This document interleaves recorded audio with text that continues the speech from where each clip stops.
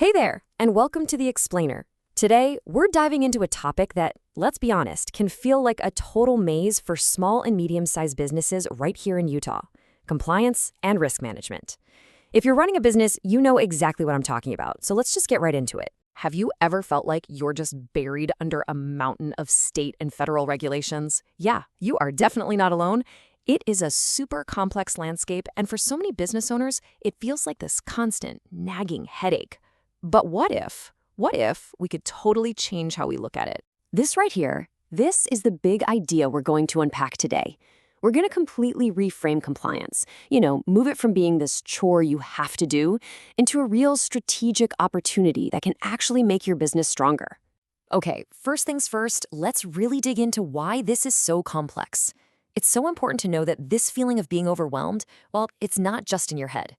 The compliance world for Utah businesses is a genuinely tough nut to crack. The real challenge comes from this wild mix of requirements you're juggling.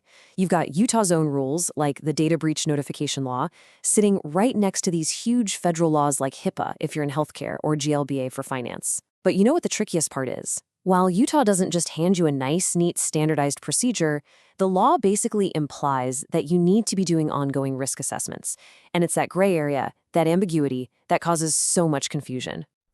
With all this complexity, it is so easy to lose track of why we're even doing this. But when you boil it all down, every single one of these rules points to one simple, crucial goal: protecting your business, protecting your customers, and protecting that reputation you have worked so hard to build. So how do we get there? The answer isn't about working harder, it's about working smarter with a clear, actionable plan.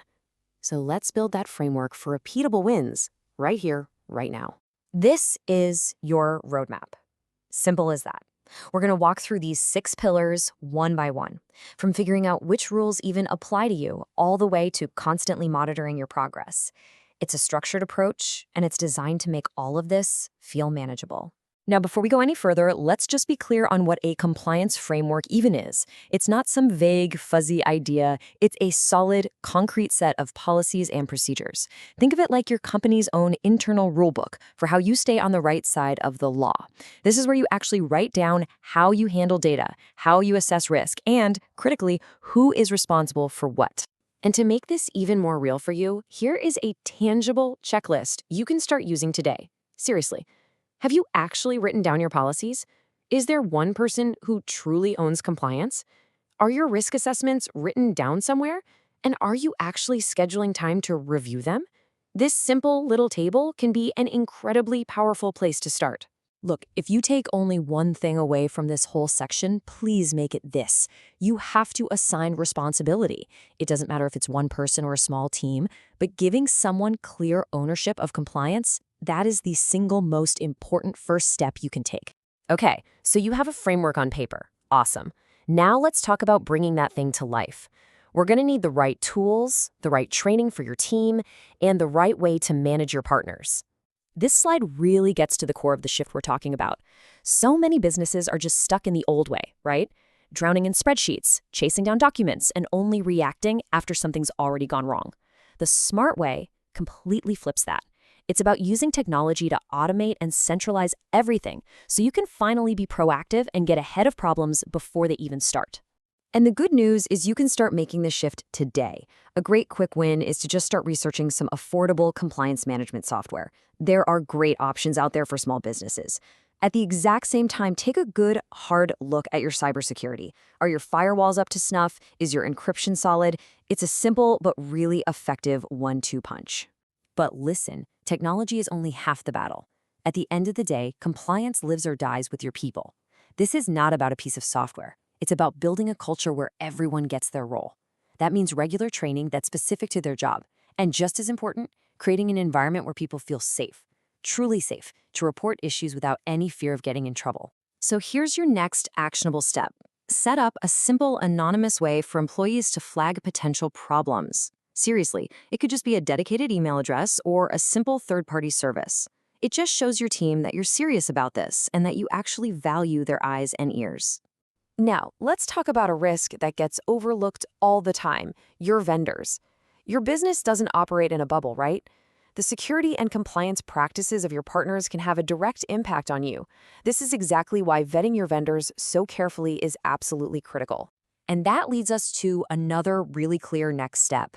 Go pull out your vendor contracts. Are there specific clauses in there that hold them accountable for compliance and data protection? If the answer is no, well, that needs to become a top priority for every single agreement you sign from here on out. All right, in our final section, we're going to tie all of these pieces together.